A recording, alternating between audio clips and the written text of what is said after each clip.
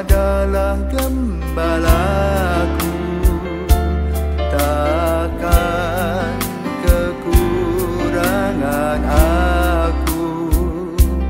Ia membaringkan aku di padang berumput hijau. Saudari yang terkasih di dalam Kristus, selamat pagi. Salam jumpa lagi dalam Sabda Siap Saji Rabu 13 Maret 2024, hari biasa pekan keempat Prapaskah.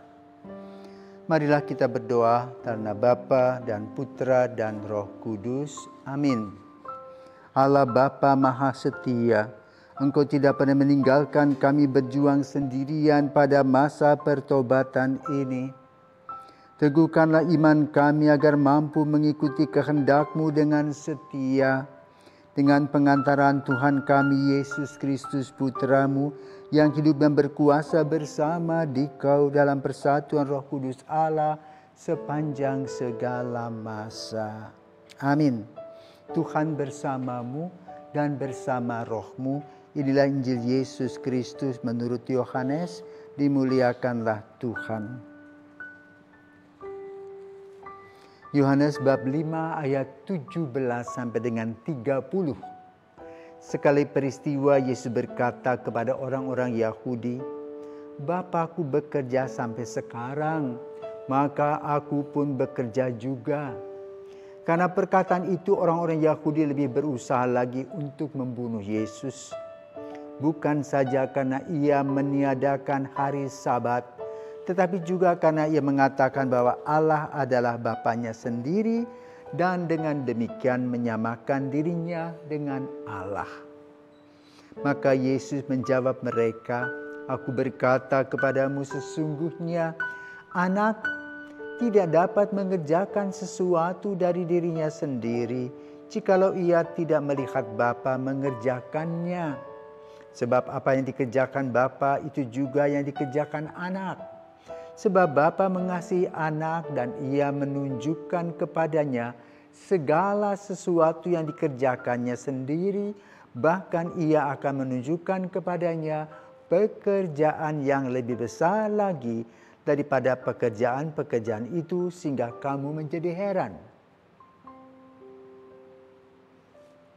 Sebab sama seperti Bapa membangkitkan orang-orang mati dan menghidupkannya, demikian juga anak menghidupkan siapa saja yang dikehendakinya. Bapa tidak menghakimi siapapun, melainkan telah menyerahkan penghakiman itu seluruhnya kepada anak. Supaya semua orang menghormati anak sama seperti menghormati Bapa. Barang siapa tidak menghormati anak, ia juga tidak menghormati Bapa yang mengutus dia. Aku berkata kepadamu, sungguh barang siapa mendengar perkataanku dan percaya kepada Dia yang mengutus aku, ia mempunyai hidup kekal dan tidak turut dihukum.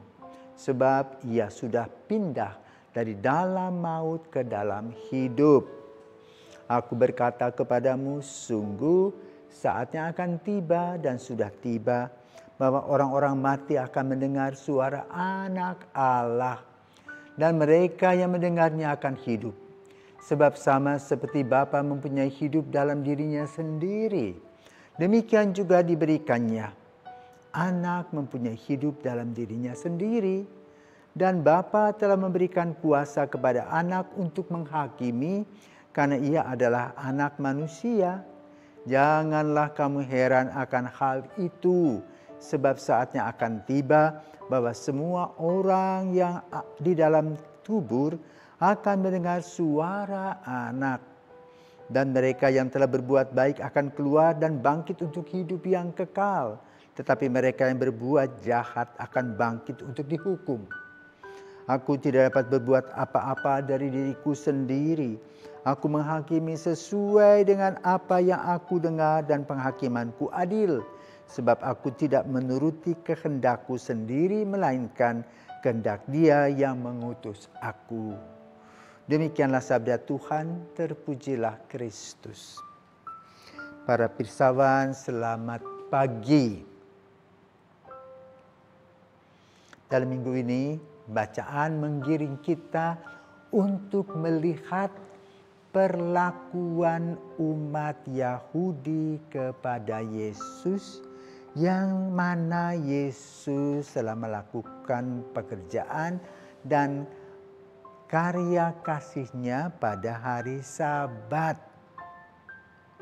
Jadi dengan pekerjaan atau karya Yesus pada hari Sabat, Yesus melahirkan pertentangan dengan orang-orang Yahudi yang sudah lama mengikuti dan taat pada hukum Taurat tentang hari Sabat.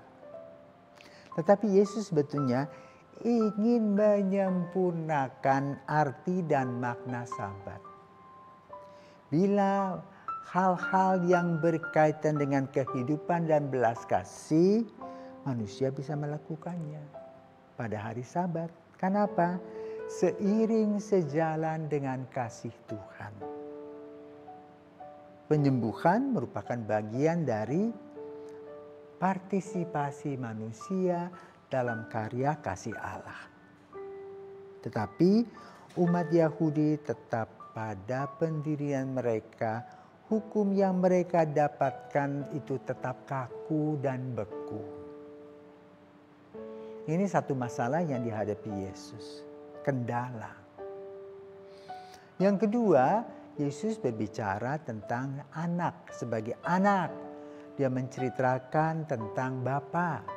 Maka dalam perjumpaan dengan para murid, Yesus mengajarkan doa, yaitu doa Bapa kami.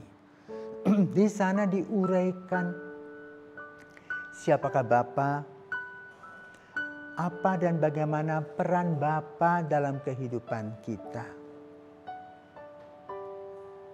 Yaitu Allah menciptakan langit dan bumi, menciptakan manusia dan menempatkan manusia sebagai citra Allah. Di mana sebagai citra Allah, manusia mempunyai kewajiban untuk saling mengasihi satu sama lain. Maka di dalam doa Bapa kami terdapat sebuah kalimat, ampunilah kesalahan kami seperti kami pun mengampuni yang bersalah kepada kami. Ini pelajaran pertama tentang siapakah Bapa, apa yang harus kita lakukan. Saat ini dalam Injil Yohanes, Yesus mengajarkan tentang relasi antara Bapa dan anak. Bagaimana hak-hak anak yang diberikan Bapa dan anak itu adalah Yesus. Tetapi ini tentu melahirkan pertentangan. Karena apa? Mereka mengatakan bahwa Yesus menghujat Allah. Jadi ada dua masalah yang dituduhkan kepada Yesus. Satu, melaksanakan atau menyembuhkan pada hari Sabat yang bertentangan dengan hukum Taurat. Yang kedua, peranan Yesus sebagai anak diuraikan kepada mereka sebagai kelanjutan dari doa yang diajarkan Yesus kepada para murid. Tetapi dua hal inilah yang kemudian menjadi bumerang Yesus. Tetapi yang unik adalah bahwa Yesus sudah menerangkan siapakah dan apakah hak-hak anak. Apa yang dia lakukan, terutama bahwa anak akan menjemput orang-orang mati. Maka anak, yaitu Yesus, adalah sang penebus. Baru hal ini dapat kita tangkap, khususnya para rasul, setelah Yesus disalibkan. Ia wafat, bangkit dan menyelamatkan. Itulah kerigma yang ditampilkan dalam gereja perdana. Dan dari iman inilah kita memegang semua tanda salib ini. Di mana Yesus wafat, bangkit, menyelamatkan, maka setiap kali kita mengadakan apa? Sebelum kita berdoa, kita membuat tanda salib. Bapa, Putra, dan Roh Kudus, Allah Tritunggal, yang satu dengan yang lain saling dukung dan bahu-membahu dalam karya keselamatan. Semoga kita diyakinkan akan apa yang dikatakan oleh Yesus dan dilaksanakan dengan segala konsekuensinya. Yaitu apa? Yesus berani menghadapi semua orang dan kekuatan duniawi walaupun harus disalibkan. Karena dia yakin bahwa apa yang dia sampaikan adalah benar. Sebagaimana dia mengatakan, aku adalah jalan kebenaran dan hidup. Pandangan ini cukup berat untuk kita olah. Tetapi mari kita duduk, kita ambil waktu, kita merenungkan, kita bersyukur kepada Tuhan Yesus yang telah memberikan dirinya untuk kita yang menyelamatkan. Selamat pagi.